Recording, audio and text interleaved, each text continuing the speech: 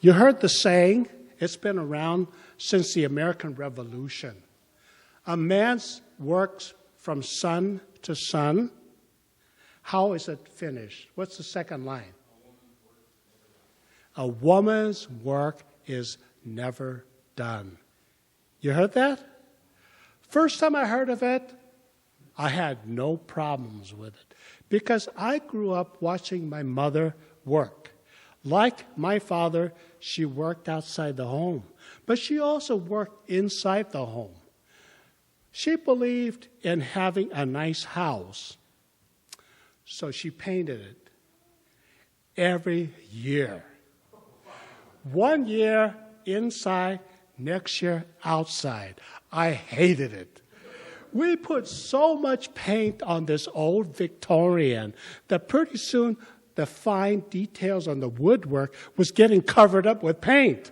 And I would tell my friends, you know what holds this house together? Exterior paint. Because it was an old house. It was built in the late 1800s.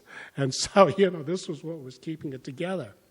And, she not only did that, it was a 2-story Victorian.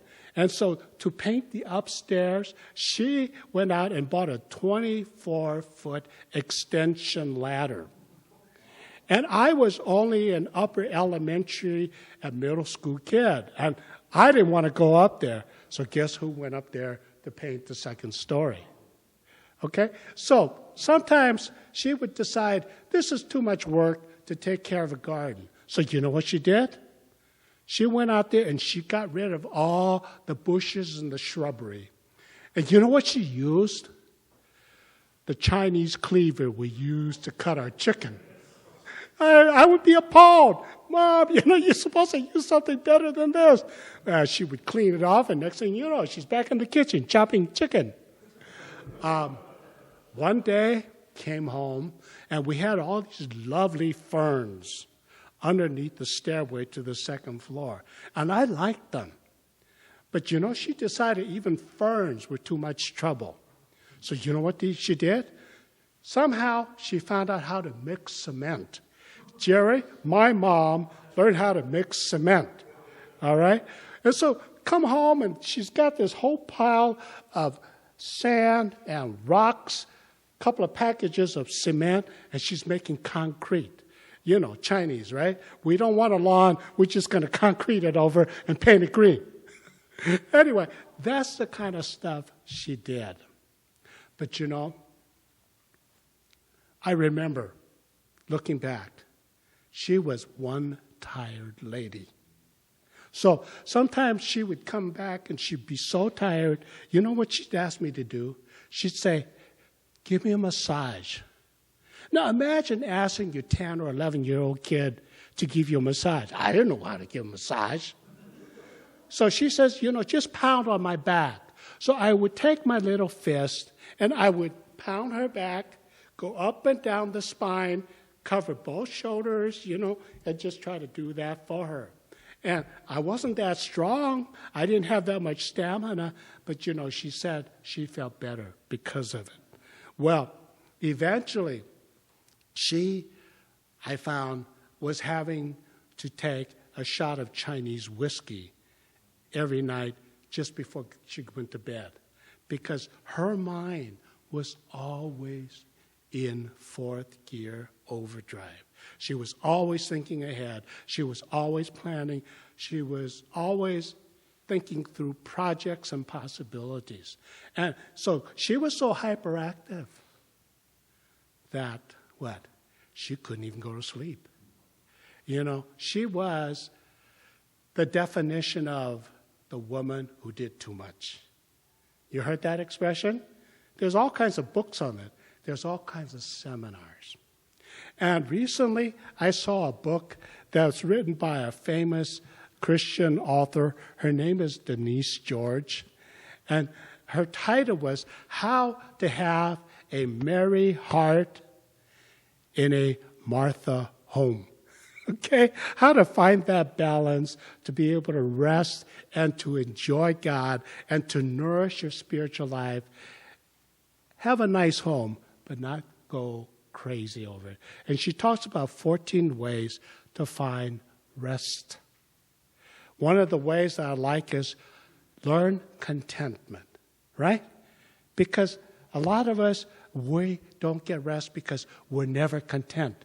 We're always striving. We're always seeking to have the next upgrade or more and more. Another rest that she tried to teach to women is forgiveness. Because if you're carrying the load of resentment and anger, you cannot rest your soul.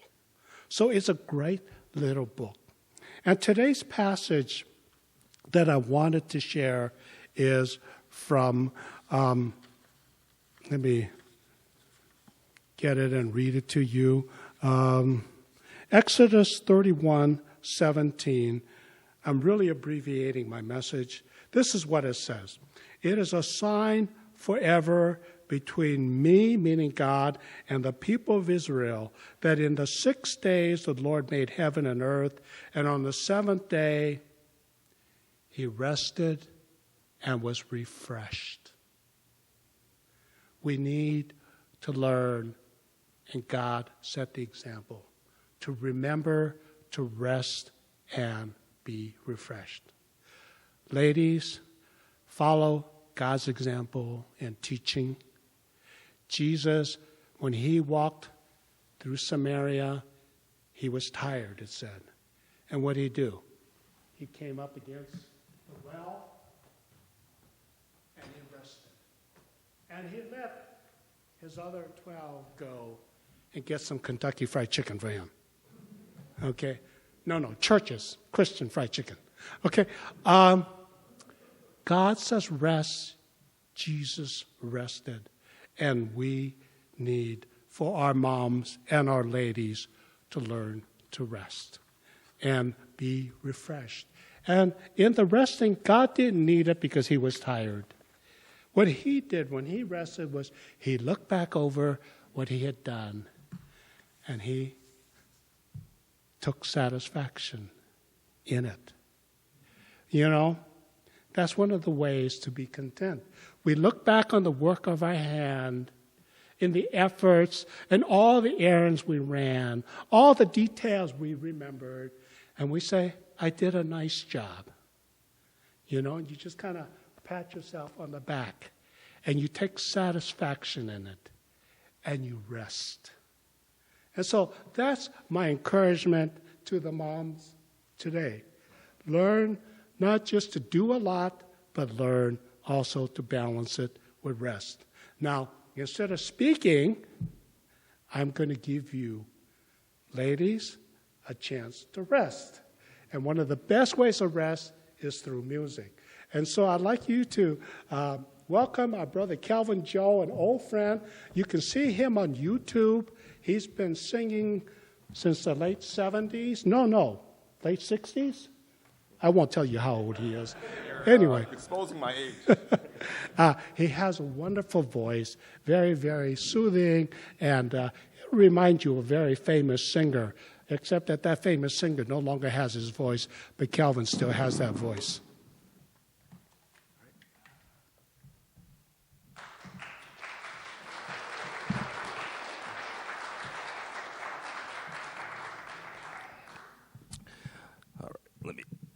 Well, thank you, Pastor Ken, for inviting me, and it's a beautiful, beautiful day. I was just enjoying the glowing sun that God made for us. And speaking of rest, there's this song that one of my dear friends up in the Northwest, his name is Wes Terasaki, he wrote. It's called Love of My Life. And I'd like to share it with you and dedicate it to the moms who, if you're feeling kind of restless, well, you can seek to the Lord for your resting place.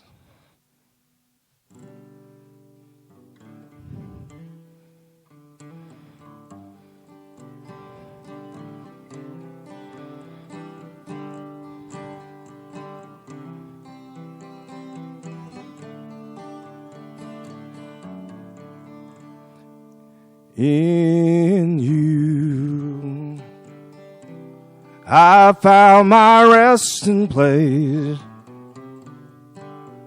And now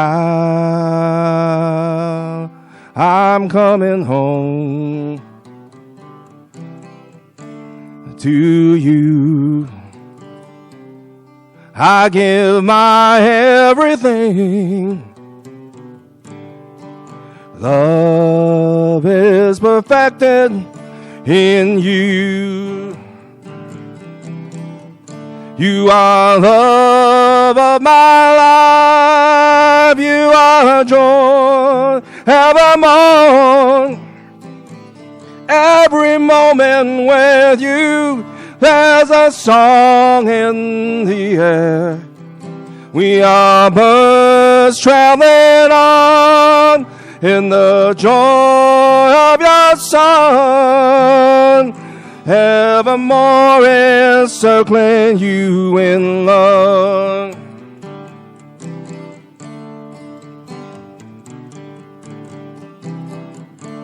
Today we see the glowing sun. To you our hearts belong. And when you gave your life to us, love is perfected in us too. You are love of my life. You are joy evermore. Every moment with you, there's a song in the air. We're all birds traveling on in the joy of your Son. Evermore encircling you in love. You are love of my life. You are joy evermore. Every moment with you, there's a song in the air. There are birds traveling on in the joy of your Son. Evermore encircling you in love.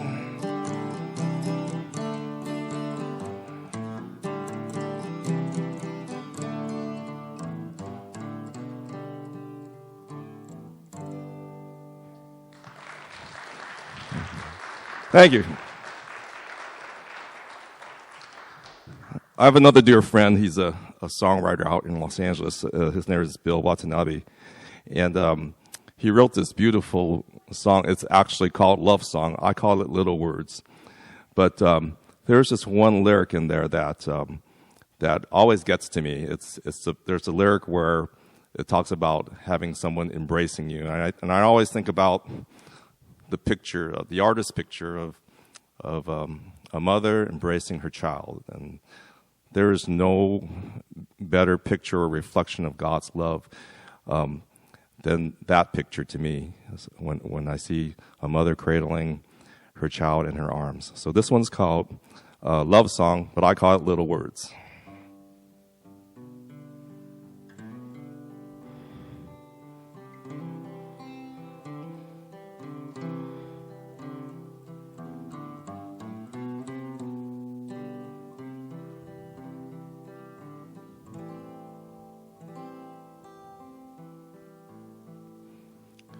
Little words,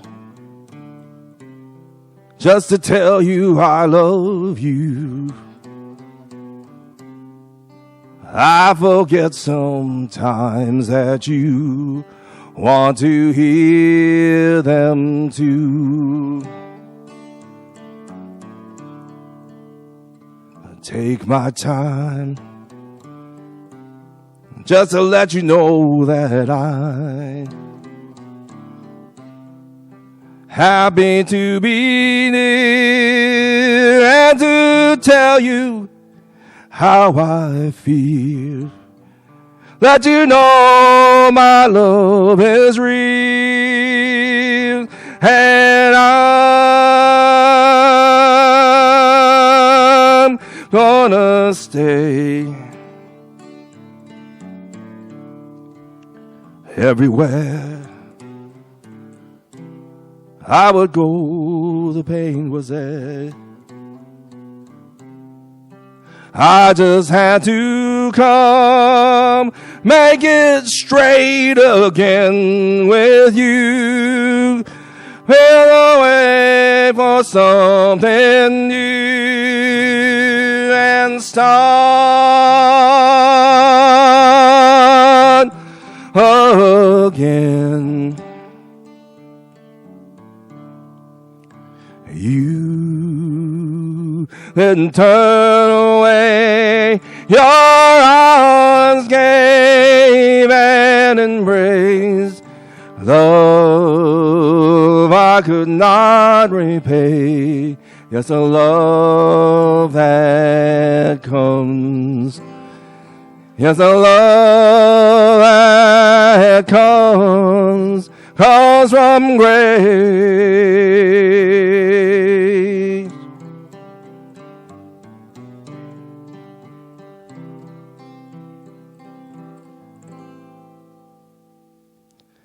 Little word, just to tell you I love you. Spend some moments here with you, just to share our love. You and I, here together, face to face, in this special time and place. In this time and place.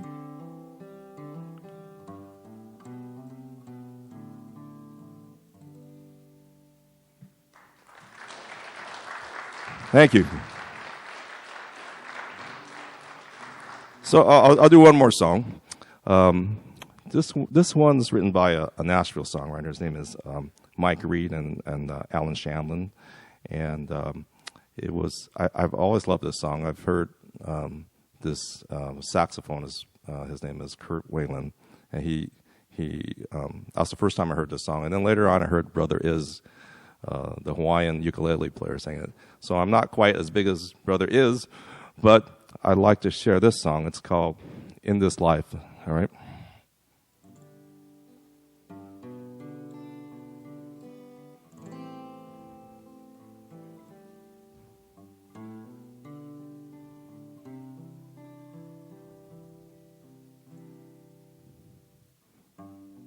For all I've been blessed with in this life, there was an emptiness in me.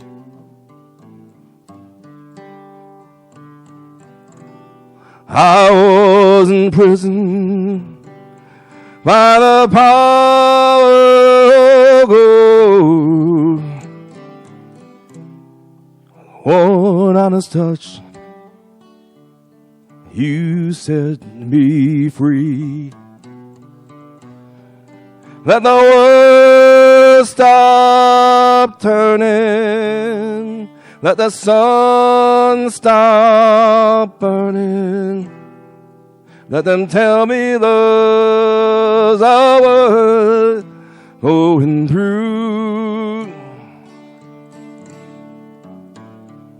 If it all falls apart, I will know deep in my heart the only dream that mattered had come true. In this life, I was loved by you.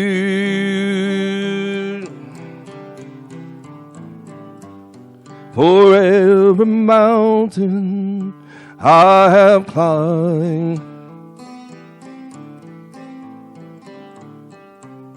and every raging river crossed. You were the treasure that I long to find. Without your love, I would be lost. Let the world stop turning. Let the sun stop burning. Let them tell me love's not worth going through. If it all falls apart, I will know deep in my heart the only dream that mattered had come true. In this life, I was loved by you.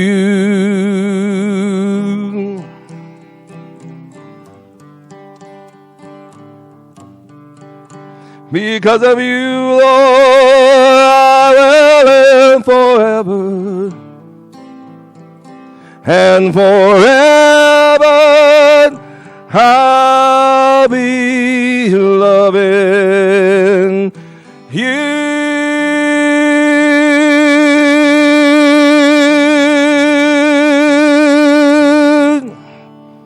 In this life, I was loved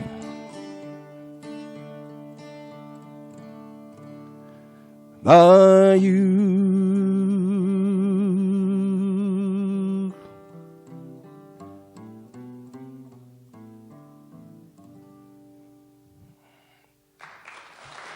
God bless you. Happy Mother's Day.